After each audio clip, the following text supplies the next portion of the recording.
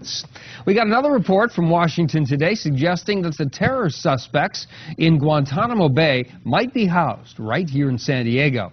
It's part of a General Accounting Office report ordered by California Senator Dianne Feinstein.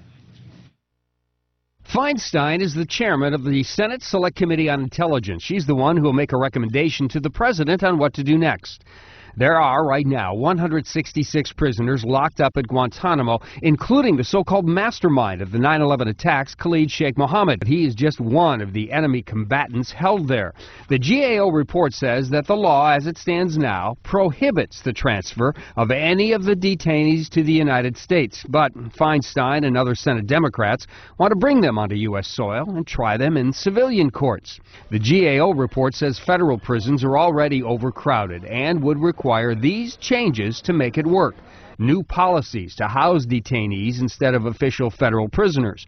A review of the methods in place to ensure the safety of prison personnel and detainees. And maybe most importantly, find some free space.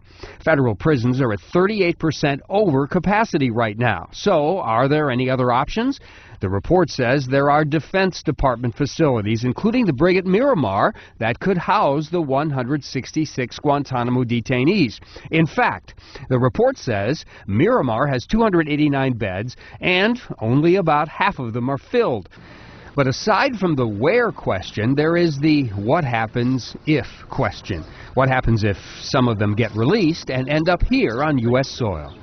Dean William Aceves of the Jefferson School of Law here in San Diego says, it is certainly possible that the detainees could be released and allowed to remain in the United States. In practice, that would be extremely unlikely. The administration would I would anticipate that they would not allow the detainees to be released to the United States.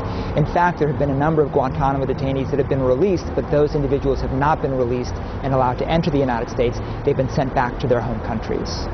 So what's the bottom line? Well, the GAO report is recommending the detainees stay where they are, in Cuba, unless there's a change in the law and a serious review of how to safely house them. So there certainly is no clear story to tell the president on how to keep his campaign promise to close Guantanamo.